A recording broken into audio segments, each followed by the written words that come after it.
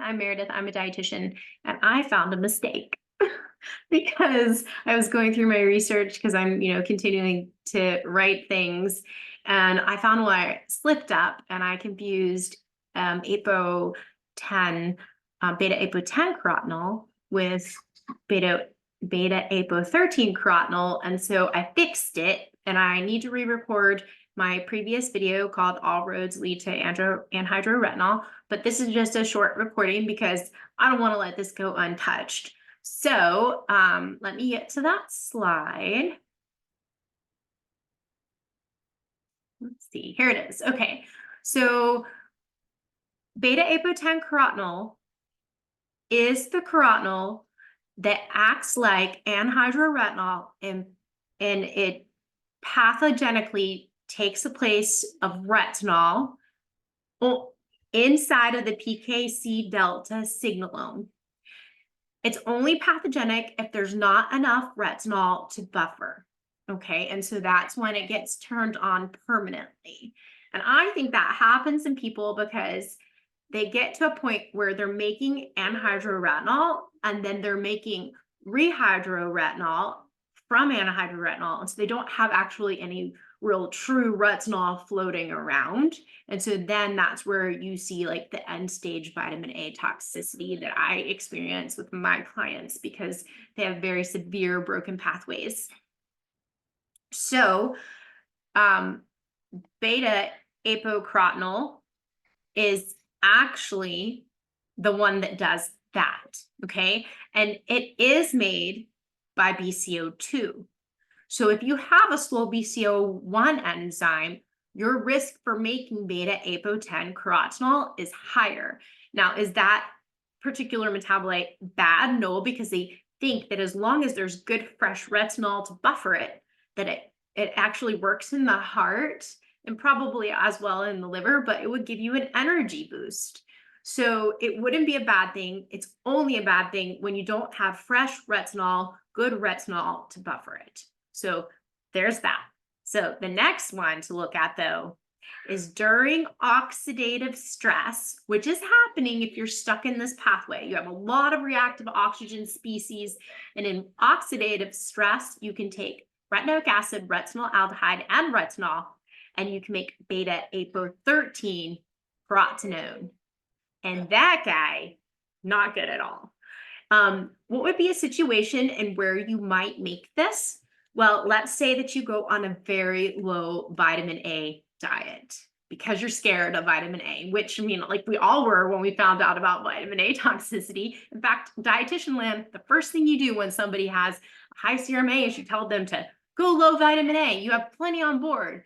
Well, that might not be a good thing if all of your vitamin A is rehydrovitamin A, or what if all your vitamin A, well, not all of it, but a lot of it is anhydroretinol, right? That would be a bad thing.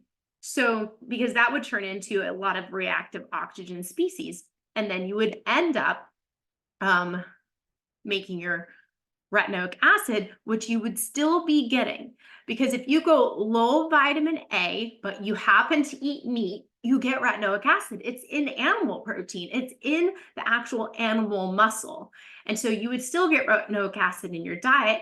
You would be able to, do like ligand binding gene transcription with retinoic acid. But as soon as you're in an oxidative stress situation, which could even be like riding your bike or participating in a marathon, well, then you can take your retinoic acid and turn it into beta apo13 carotenone.